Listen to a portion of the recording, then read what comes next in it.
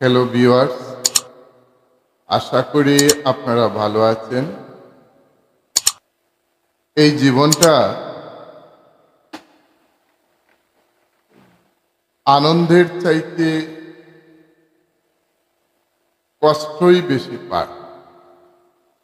আপনার আমার জীবন আপনারা দেখবেন একটু খেয়াল করে যে আপনার জীবনে আপনি যতটুকু আনন্দ পাচ্ছেন তার চাইতে আপনি কষ্টই বেশি পান, এবং সেই কষ্টটা বেশিরভাগ ক্ষেত্রেই আপনার আপনজন বা কাছের মানুষ যে আছে সেই দিয়ে থাকে। তার থেকে মুক্তি পাওয়ার উপায়টাও খুব কম। বঙ্কিমচন্দ্র সেটাকে বলেছেন ভালোবাসার অত্যাচার। অর্থাৎ যে ভালোবাসে তার অত্যাচার করার একটা অধিকার আপনার উপর এসে যায়।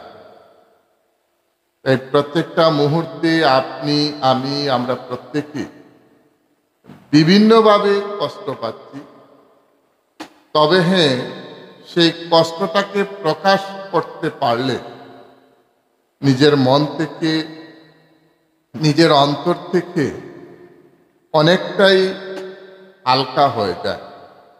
আর মনের ভিতরে যদি সেই কষ্ট জমিয়ে রাখেন তাহলে এতে ধীরে ধীরে আপনি মানসিকভাবে কষ্ট পাবেন, এবং সেটা আপনার শরীরে, আপনার মনের দিকে, আপনার শরীরের ক্ষেত্রে বিরাট ক্ষতির কারণ হয়ে দাঁড়ায়।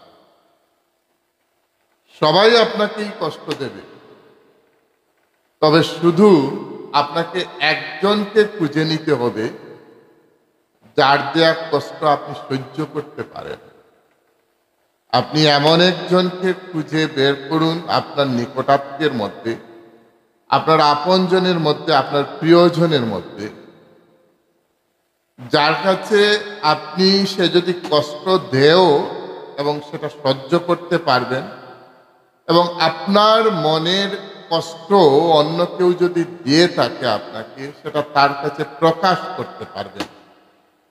কারণ বেশিরভাগ কষ্ট মানুষে পায় যখন সে প্রকাশ করতে পারে না। যদি সে সেটা প্রকাশ করতে পারে তখন তার কষ্ট অনেকটা হালকা হয়ে যায়, এবং দুদিন বাদে হয়তো সেই কষ্টটাও তার মন থেকে কিছুটা হলেও চলে যায়।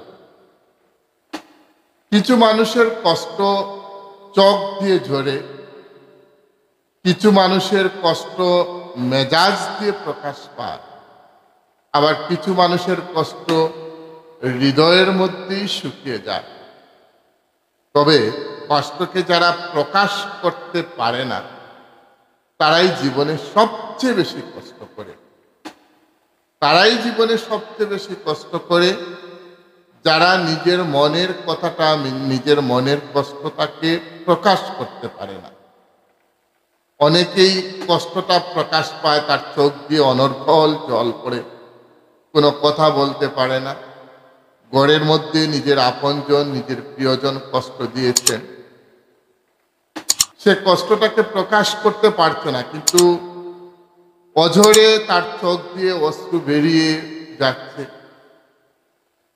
অনেকেই কষ্টকে মুখ দিয়ে, সেটা মেজাজ হারিয়ে বকাবকি করে সেটা প্রকাশ করে দেন, তার কষ্টটা অনেকটাই হালকা হয়ে যায়। অনেকের কষ্ট কিন্তু হৃদয়ের মধ্যে শুকিয়ে যায়, গেঁথে যায়, সেটা চোখ দিয়েও প্রকাশ করতে পারেন না, আর মুখ দিয়েও সেটা প্রকাশ করতে পারেন না।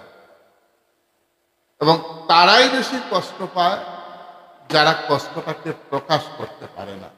তাই আপনি এমন একজন মানুষকে বাছাই করুন, এমন একজন মানুষ বন্ধু হিসাবে আপনি সিলেক্ট করুন, গ্রহণ করুন, যাকে আপনার মনের কথা আপনি তাকে বলতে পারবেন। আপনাকে যে কষ্ট দেবে সেই কষ্টটা আপনি তাকে বলতে পারবেন। এমনকি সেও যদি আপনাকে কষ্ট দেয় তাহলে আপনি তার দেয়া কষ্ট সহ্য করতে পারবেন। কিন্তু এরকম মানুষ পাওয়াও আজকের বাজারে বড় মুশকিল। সমাজ ব্যবস্থায় প্রত্যেক মানুষই নিজেদেরকে নিয়েই ব্যস্ত। মানুষের জীবনটাই এরকম যে সে সবসময় তাকে নিয়েই ব্যস্ত থাকে। কষ্ট হলো মানুষের জীবনেরই একটা অংশ, যা চোখের জল দিয়ে বের হলেও হৃদয়ের মাঝে আজীবন গাঁথা থাকে। অনেকের কষ্ট চোখের জল দিয়ে বেরিয়ে যায়, কিন্তু সেটা হৃদয়ের মাঝে আজীবন গাঁথা থাকে।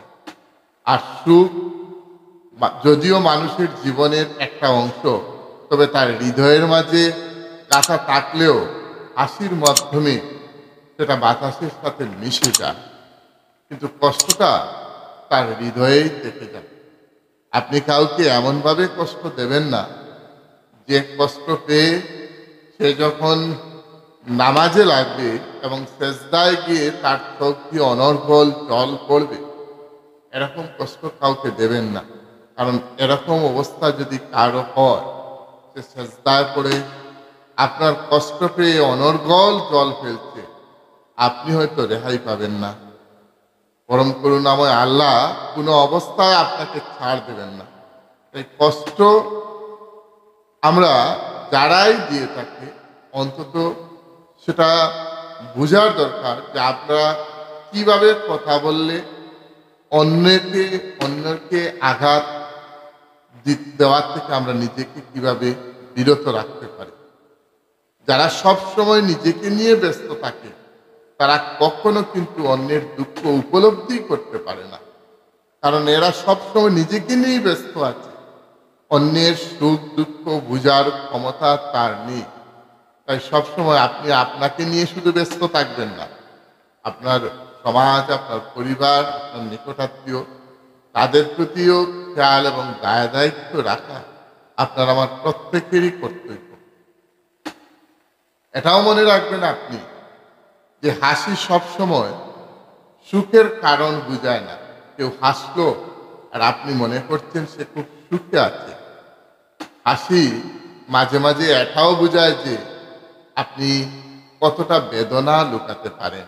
অনেক লোক রয়েছে মুখ দিয়ে তারা হাসছে, অনেক সুন্দরভাবে হাসছে, কিন্তু তার অন্তরের বেদনাটা সেই হাসির মধ্যেই লুকিয়ে যায়। এরা খুব কঠিন, এদের মনের মধ্যে কষ্টটা এতভাবে পান করে নেয় যে কষ্টের প্রকাশ তারা করতে পারে না। মুখ দিয়ে হাসে, কিন্তু ভিতরে যে ক্ষত, যে যন্ত্রণা, সেটা রয়েই যায়। যত্ন করে কাঁদানোর জন্য খুব আপন মানুষই যথেষ্ট। আপনাকে কাঁদানোর জন্য বাইরের লোকের দরকার নেই। আপনার আপনজনরাই, আপনার নিকটাত্মীয়রাই, আপনার যে বেস্ট ফ্রেন্ড যে আছে, আপনার যে আপন বন্ধু রয়েছে, বা আপনার যে সবচেয়ে কাছের মানুষ আপনার পরিবারে, সেই কিন্তু আপনাকে সবচেয়ে বেশি কাঁদাবে। এবং সেটা আপনার আমার প্রত্যেকের বোঝার দরকার যে অন্যকে কাঁদিয়ে, অন্য আরেকজনকে কাঁদিয়ে নিজে কোনো অবস্থায় সুখী হওয়া যায় না। পৃথিবীর নিয়মটা বড় অদ্ভুত। যাকে আপনি সবচেয়ে বেশি ভালোবাসবেন, সেই কিন্তু আপনাকে সবচেয়ে বেশি দুঃখ দেয়। আপনি যাকে সবচেয়ে বেশি ভালোবাসতেন, আপনি যার জন্য যাকে না দেখে থাকতে পারছেন না, আপনি যার কথা সর্বত্র ভাবতেন, এমনও হয় সে আপনার কথা একবারও ভাবে না, আপনার প্রতি তার কোনো দায় দায়িত্ব নেই। তাই যে লোকটার প্রতি আপনি অন্ধভাবে তাকে ভালোবেসে, অন্ধভাবে তাকে স্নেহ করে, তার প্রতি আপনি অনর্গল অস্ত্র বিসর্জন দিচ্ছেন, আপনি মনে রাখবেন সে কিন্তু আপনার কথা তার মনে কিন্তু একবারও আসছে না। আপনার ছবিটা তার হৃদয়ে নেই, অথচ আপনি তাকে নিঃস্বার্থভাবে ভালোবেসে আছেন, আর সেই আপনাকে দুঃখ দিচ্ছে। তাই বন্ধু নির্বাচন করতে এরকম মানুষকে বন্ধু নির্বাচন করুন, যে কিনা আপনার সুখ দুঃখ অনুভব করতে পারে, যে কিনা আপনার সুখ দুঃখ বুঝতে পারে। জীবনে অনেক বিষয় আছে যেগুলো আমাদের নিয়ন্ত্রণের বাইরে, এবং সেগুলো নিয়ে মাথা ঘামানো কোনো মানেই হয় না। কারণ এর বাইরেও আমাদের অনেক কিছু করার রয়েছে, হাজার হাজার জিনিস রয়েছে যেগুলো আপনি করতে পারেন এবং যেটার থেকে আপনি নিজের জয় অর্জন করতে পারেন। তাই জীবনের একটা পথ বন্ধ হয়ে গেলে আপনি ভাববেন না আপনার জীবনের সমস্ত পথগুলো বন্ধ হয়েছে। একটা রাস্তা বন্ধ হতে পারে, তার মানে এটা নয় যে সব রাস্তা আপনার বন্ধ হয়ে গেছে। আপনি একটা রাস্তা বন্ধ হলে অন্য রাস্তা খুঁজুন। অনেকগুলো রাস্তা রয়েছে আপনার চলার, আপনার থাকার, এর সংসারে থাকার অনেকগুলো রাস্তা রয়েছে। তাই আপনি একটা রাস্তা বন্ধ হলে বসে থাকবেন কেন? প্রতিটা মুহূর্তেই আপনি চেষ্টা চালান, আপনি কোনো না কোনো রাস্তায় আপনি উদ্ধার হবেন, আপনার কোনো ভুল হবে না, আপনি পারবেন, আপনার জয় অবশ্যই হবে।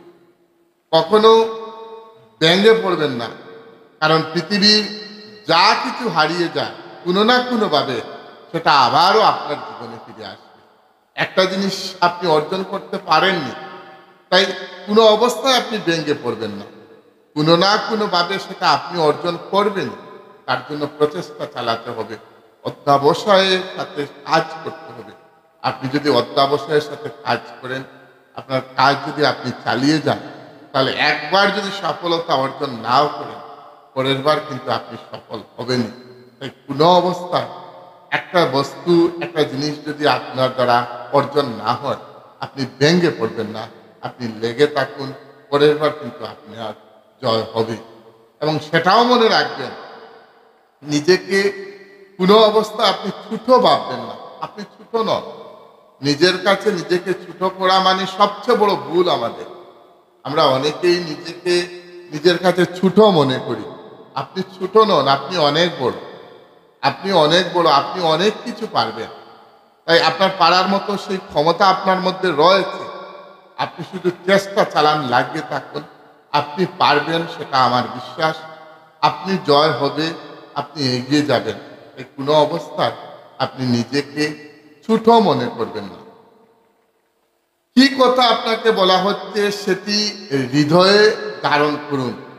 কে বলছে সেটা বিবেচ্য নয়, সেটা বোঝার ব্যাপার নয়।